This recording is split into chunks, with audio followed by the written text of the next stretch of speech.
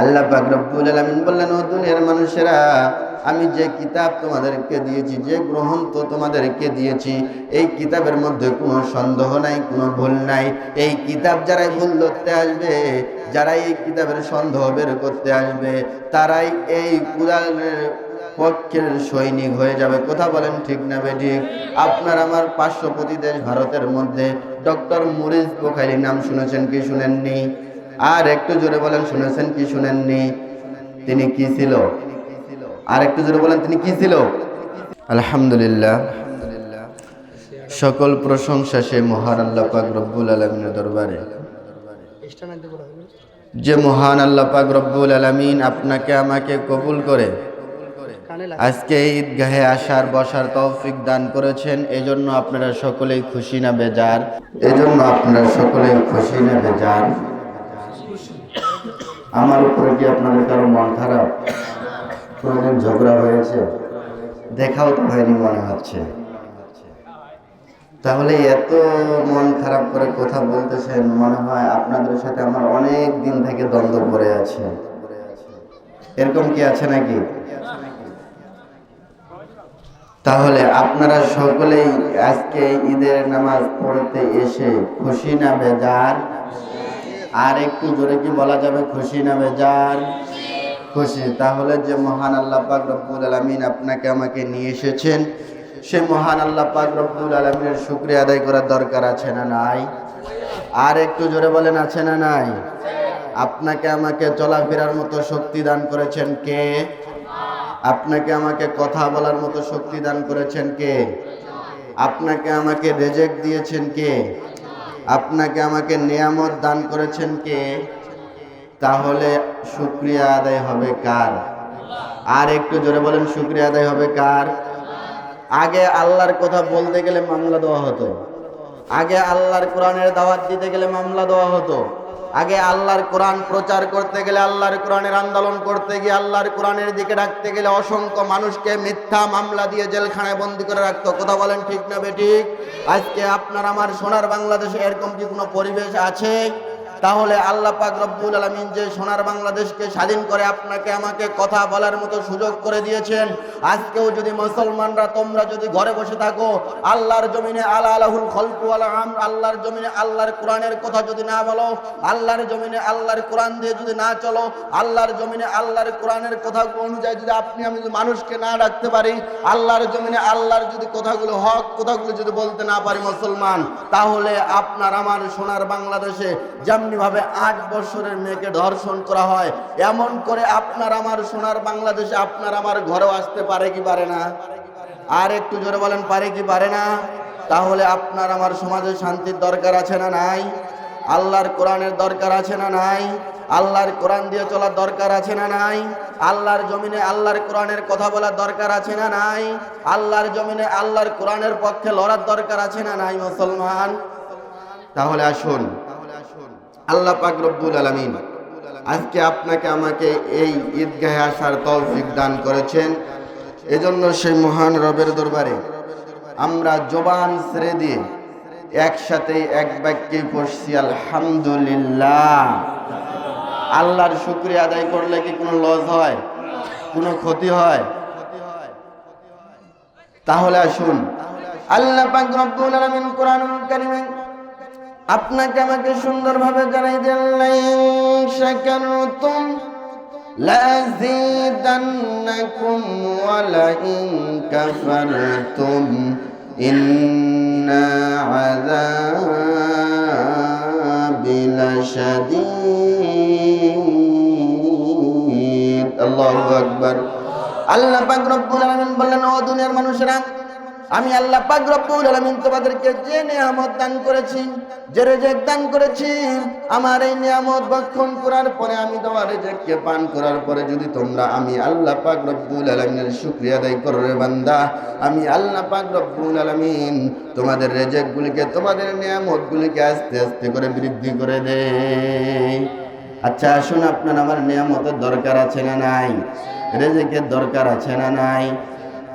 ওয়ালাইন কাফারতুম, দুনিয়ার মানুষেরা, আমি যে নিয়ামত তোমাদেরকে দান করেছি, যে রেজেক তোমাদেরকে দান করেছি, এই নিয়ামত, এই রেজেক পান করার পরে যদি ওই কাফেরদের মতো, ওই মুশরিকদের মতো আচরণ করে যদি তোমরা আমি আল্লাহর শুকরিয়া আদায় না করে বান্দা, আমি আল্লাহ পাক রব্বুল আলামিন জানিয়ে দিলাম দুনিয়ার মানুষেরা শোনো, আমি আল্লাহ পাক রব্বুল আলামিন তোমাদের নিয়ামতগুলিকে আস্তে আস্তে করে ছিনিয়ে নিয়ে নেই।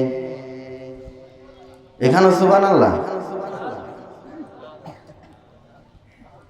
তাহলে আল্লাহ পাক রব্বুল আলামিন কি বলেছেন? যে তেনার শুকরিয়া আদায় না করলে আল্লাহ পাক রব্বুল আলামিন নিয়ামতগুলিকে আস্তে আস্তে করে ছিনিয়ে নিয়ে নেন, রিজিকগুলিকে আস্তে আস্তে করে ছিনিয়ে নিয়ে নেন। আল্লাহ পাক রব্বুল আলামিন আপনার আমার জীবনে, আপনার আমার এই শরীরের মধ্যে কতগুলি নিয়ামত দিয়েছে চিন্তা করে দেখতে পারবেন? আচ্ছা আসুন, আপনার আমার পেটের দুই সাইডে দুটো কিডনি আছে কিনা? আর একটু জোরে বলেন আছে কিনা? আমি ইমাম সাহেবের কিডনির সমস্যা, আমি যদি বলি ঈদগাহের সভাপতি সাহেব আপনার কিডনি দুটো আমাকে দেওয়ার লাগবে, দিতে রাজি হবে? কথা বলেন, দিতে রাজি হবে? হবে না। তাহলে আমার দুটো চোখের সমস্যা, আমি যদি বলি যে আমার চোখ নষ্ট হয়ে গিয়েছে, আমাকে দুটি চোখ দান করেন, আমি সারা জীবন কোরআন পড়বো, কোরআন দেখবো, কোরআনের পক্ষে ডাকবো, কেউ কি চোখ দুটি দিতে রাজি হবে? হবে না। তাহলে এতগুলি নিয়ামত আল্লাহ পাক রব্বুল আলামিন আপনাকে আমাকে শরীরে দিয়েছে, কিন্তু আমরা আল্লাহর নিয়ামত পাওয়ার পরও আজকে যদি আপনার কাছে বলা হয় যে মসজিদে আজকে 1000 টাকা দেওয়া লাগবে, আমি গরিব মানুষ, দিতে কি আর পারি? বলা হয় কি হয় না? আর একটু জোরে বলেন, বলা হয় কি হয় না? আল্লাহ পাক রব্বুল আলামিন বললেন, ওয়ালাইন কাফারতুম, ওই কাফেরদের মতো যদি তোমরা আচরণ করো বান্দা, তাহলে আমি আল্লাহ পাক রব্বুল আলামিন তোমাদেরকে যে নিয়ামত দিয়েছি, এই নিয়ামতগুলিকে আমি আল্লাহ পাক রব্বুল আলামিন আস্তে আস্তে করে ছিনিয়ে নিয়ে নেই। তাহলে আসুন, আপনার আমার নিয়ামতের দরকার আছে না নাই? শুধু তাই নয় বান্দা, তোমরা একটু শুনে রাখো, ইন্না আযাবি লাশাদীদ। আর যদি আমি আল্লাহ পাক রব্বুল আলামিনের শুকরিয়া আদায় না করার বান্দা, দুনিয়াতে তোমাদেরকে আমি নিয়ামতগুলি থেকে বরখাস্ত করে রাখবো, রিজিক থেকে বিরত করে রাখবো। আর কিয়ামতের দিন আমি আল্লাহ পাক রব্বুল আলামিন তোমাদের জন্য ইন্না আযাবি লাশাদীদ, একটি কঠিন ভয়ঙ্কর আযাবের ব্যবস্থা করেছি, জাহান্নাম তৈরি করে রেখেছি বান্দা। তোমরা কবরে আসার পরে আমি আল্লাহ পাক রব্বুল আলামিন তোমাদেরকে জাহান্নামে নিক্ষেপ করে দেব। আপনি আমি কি জান্নাতে যেতে চাই না জাহান্নামে যেতে চাই? আর একটু জোরে বলেন, জান্নাতে যেতে চাই না জাহান্নামে যেতে চাই? আমরা সকলেই জান্নাতে যেতে চাই, আমরা কেউ জাহান্নামে যেতে চাই না। কথা বলেন ঠিক না বেঠিক? তাহলে আল্লাহর শুকরিয়া আদায় করার দরকার আছে না নাই? আর একটু জোরে বলেন, আল্লাহর শুকরিয়া আদায় করার দরকার আছে না নাই? তাহলে আসুন, আল্লাহ পাক রব্বুল আলামিনের শুকরিয়া মনে হয় একবার আজকে ঈদগাহের নামাজ পড়তে এসে একবার আল্লাহর শুকরিয়া আদায় করলে মনে হয় আমাদের শুকরিয়া আদায় করা শেষ হয়ে যাবে। আর একটু জোরে বলেন, শেষ হয়ে যাবে। এজন্য আল্লাহ পাক রব্বুল আলামিন কোরআনুল কারীমে আপনাকে আমাকে সুন্দরভাবে জানিয়ে দিলেন, দুনিয়ার মানুষেরা শোনো, কুল্লাউ কানাল বাহরু মিদাদান লিকালিমাতি রাব্বি লানাফিদাল বাহরু ক্বাবলা আন তানফাদা কালিমাতু রাব্বি ওয়ালাউ জিনা বিমিসলিহি মাদাদা। আল্লাহু আকবার। আল্লাহ পাক রব্বুল আলামিন জানাই দিলেন, ও দুনিয়ার মানুষ, কুল্লাউ কানাল বাহার, আমি আল্লাহ পাক রব্বুল আলামিন যে আসমান সৃষ্টি করেছি, যে জমিন সৃষ্টি করেছি। আচ্ছা জোরে সোরে সকলে মিলে জবান ছেড়ে দিয়ে বলেন তো, আসমান বানিয়েছেন কে? জমিন বানিয়েছেন কে? আপনাকে আমাকে সৃষ্টি করেছেন কে? আল্লাহ পাক রব্বুল আলামিন। তাই তো সুন্দরভাবে আপনাকে আমাকে জানিয়ে দিলেন, দুনিয়ার মানুষেরা শোনো, আমি আল্লাহ পাক রব্বুল আলামিন যে আসমান বানিয়েছি, যে জমিন বানিয়েছি, এই আসমান এবং জমিনটাকে তোমরা যদি একত্রিত করে ফেলো, একত্রিত করার পরে এটাকে তোমরা যদি মিক্সার করার পরে তোমরা যদি এইটাকে খাতা বানিয়ে ফেলো, ও দুনিয়ার মানুষরা শুনে রাখো, সারা পৃথিবীতে যত গাছপালা আমি আল্লাহ পাক রব্বুল আলামিন বানিয়ে দিয়েছি, এই গাছপালাগুলি সকলগুলোকে তোমরা যদি একত্রিত করে ফেলো, একত্রিত করার পরে এগুলোকে তোমরা যদি কলমে রূপান্তরিত করে ফেলো, আর যদি খাতা কলমে রূপান্তরিত করার পরে সারা পৃথিবীতে আমি যতগুলি নদী, নদ, নালা, খাল, বিল, পুকুর সৃষ্টি করেছি, এগুলো যে আমি নিয়ামত তোমাদেরকে দান করেছি, এর মধ্যে যতগুলি পানি আছে সকল পানিগুলিকে তোমরা যদি একত্রিত করে ফেলো রে বান্দা, আর যদি আমি আল্লাহ পাক রব্বুল আলামিনের নিয়ামত যদি লেখা শুরু করতে চাও, ওই যে আসমান এবং জমিন নামক চারটাকে তোমরা যে খাতা বানিয়ে ফেলেছো, এক সাইড থেকে যদি লেখা শুরু করে দাও, আসমান এবং জমিন নামক চারটাকে তোমরা যে খাতা বানিয়ে ফেলেছো, আস্তে আস্তে করে এক সাইড থেকে লেখা শুরু করার পরে তোমাদের খাতাগুলি শেষ হয়ে যাবে। সারা পৃথিবীর নদ নারদ নামক যতগুলি তোমরা গাছপালাকে একত্রিত করার পরে কলম বানিয়ে ফেলেছো, সবগুলি কলমগুলি নষ্ট হয়ে যাবে।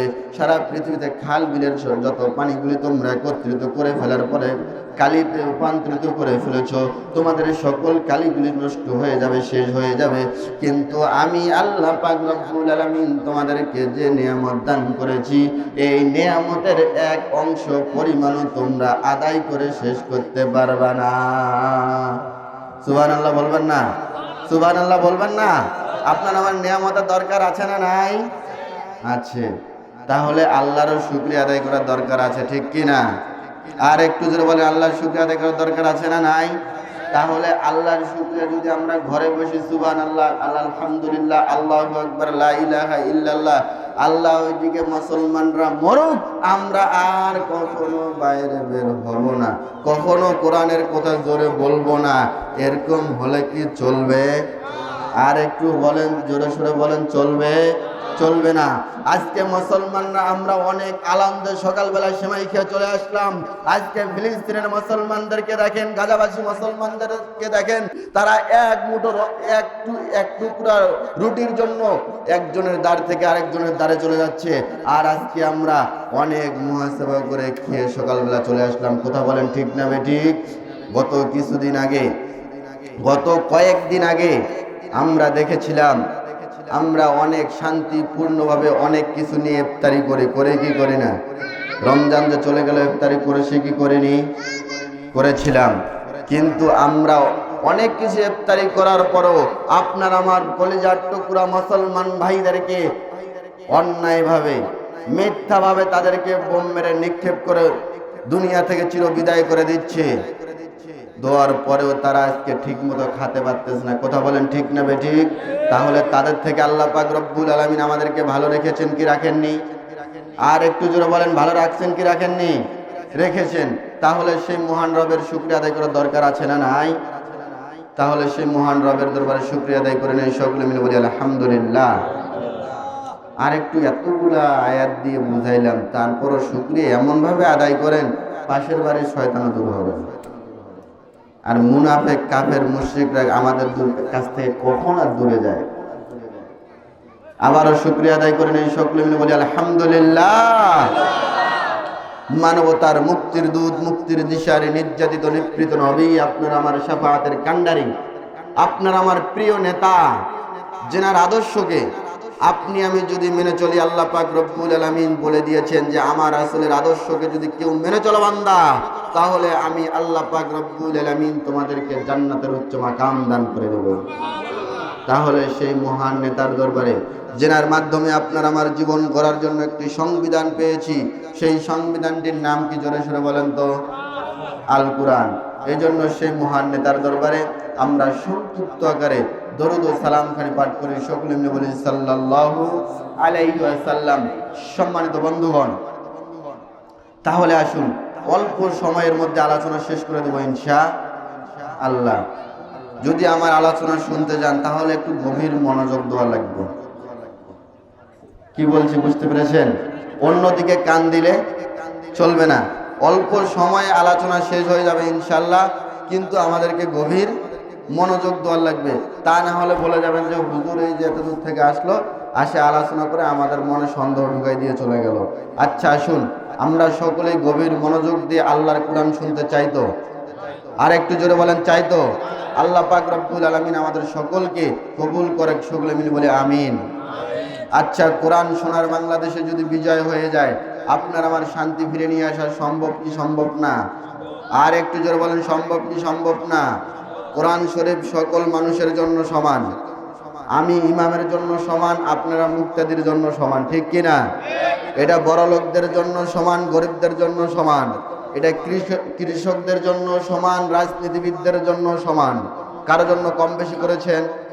আর একটু জোরে বলেন, করেছেন? এটা সকলদের জন্য আল্লাহ পাক রব্বুল আলামিন হেদায়েতের জন্য পাঠিয়ে দিয়েছেন। কথা বলেন ঠিক না বেঠিক? তাহলে আমরা যারা কোরআন শুনবো তারা হেদায়েত পাবো, আমরা যারা কোরআন বলবো তারা হেদায়েত পাবো, আমরা যারা কোরআনের পক্ষে থাকবো তারা আমরা হেদায়েত পাবো। আর যদি আমরা মেনে না চলি, না শুনি, অযথা সময় নষ্ট করে যদি চলে যাই, তাহলে আমাদের কপালে হেদায়েত থাকবে? আর একটু জোরে বলেন, থাকবে? তাহলে আমাদের হেদায়েতের দরকার আছে না নাই? আর একটু জোরে বলেন, হেদায়েতের দরকার আছে না নাই? আছে। তাহলে অবশ্যই কোরআন মনোযোগ দিয়ে শোনার দরকার আছে। সম্মানিত হাজিরিন, অল্প সময়ের মধ্যে আলোচনা শেষ করে দেব। আসুন, আল্লাহ যে কোরআন পাঠিয়েছেন, কোরআনুল কারিমের মধ্যে কি কোনো ভুল আছে? জোরে বলেন, যারা কথা বলতেছেন না তাদের মনে সন্দেহ আছে। আল্লাহ পাক রব্বুল আলামিন যে কিতাব দিয়েছেন, কিতাবের মধ্যে কোনো ভুল আছে? কোনো সন্দেহ আছে? কোনো সন্দেহ করার অবকাশ আছে? আল্লাহ পাক রব্বুল আলামিন কোরআনুল কারীমটাকে এমন সংবিধান হিসাবে আপনার আমার মাঝে পাঠিয়ে দিয়েছেন যে দুনিয়ার মানুষেরা এই কোরআন যদি তোমরা পরিপূর্ণভাবে মেনে নিতে পারো আর এই কোরআন অনুযায়ী যদি চলতে পারো, তাহলে আমি আল্লাহ পাক রব্বুল আলামিন তোমাদেরকে মুত্তাকি হিসেবে আমার দরবারে গ্রহণ করে নেব। কে বলেছেন? তাহলে আসুন, আল্লাহর কোরআন মানার দরকার আছে না নাই? হুদাল্লিল মুত্তাকিন, আল্লাহর দরবারে মুত্তাকিনদের জন্য অবশ্যই আল্লাহর দরজা খোলা। কথা বলেন ঠিক না বেঠিক?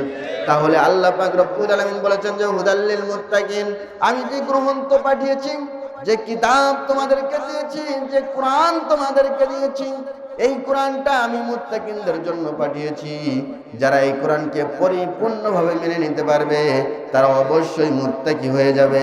আর আমি আল্লাহ পাক রব্বুল আলামিন যে তোমাদেরকে কোরআন দিয়েছি, যে কিতাব দিয়েছি, এই কিতাবের মধ্যে কোনো সন্দেহ নাই, কোনো ভুল নাই। দুনিয়ার মানুষেরা পৃথিবীতে যত গ্রন্থ আছে সকল গ্রন্থের মধ্যে ভুল পাওয়া যায়, যত দৈনিক আমল আছে সবগুলির মধ্যে ভুল পাওয়া যায়।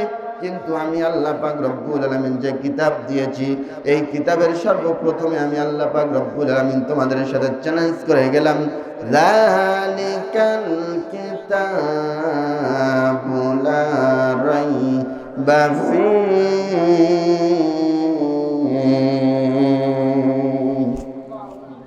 আল্লাহ পাক রব্বুল আলামিন বললেন, ও দুনিয়ার মানুষেরা, আমি যে কিতাব তোমাদেরকে দিয়েছি, যে গ্রন্থ তোমাদেরকে দিয়েছি, এই কিতাবের মধ্যে কোনো সন্দেহ নাই, কোনো ভুল নাই।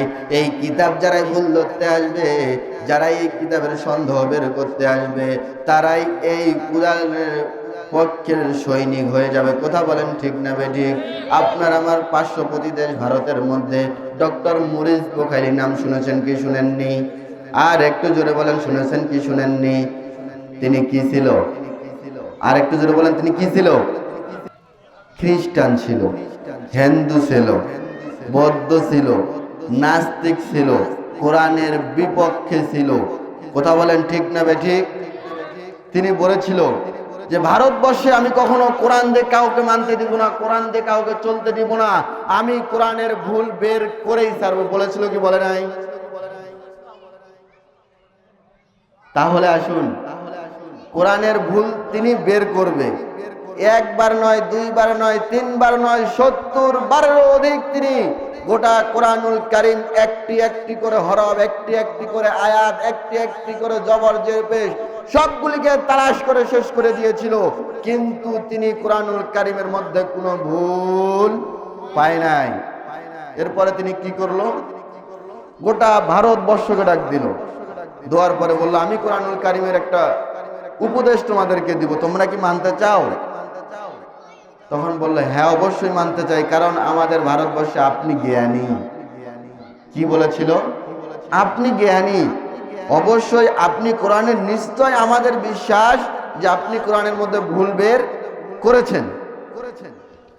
এটা বলার পরে তার পরিবারকে নিয়ে একসাথে একত্রিত হওয়ার পরে, যে আমি এতদিন থেকে কোরআন রিসার্চ করলাম, একবার নয়, দুইবার নয়, 70 বারেরও অধিক আমি কোরআন এক সাইড থেকে শুরু করে, আলিফ থেকে শুরু করে ইয়া পর্যন্ত আমি সম্পূর্ণটাই তালাশ করে দেখেছি, কোথাও কোনো ভুল পাইনি। আলহামদুলিল্লাহ,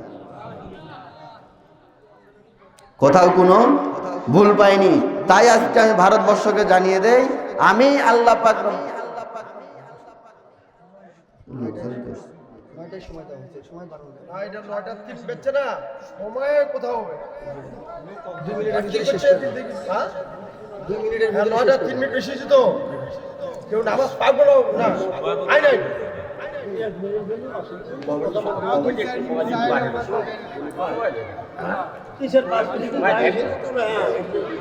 আচ্ছা ভাই, আপনাদের কাছে আর 6টা মিনিট আমি চেয়ে নিচ্ছি, দিবেন তো ইনশাল্লাহ?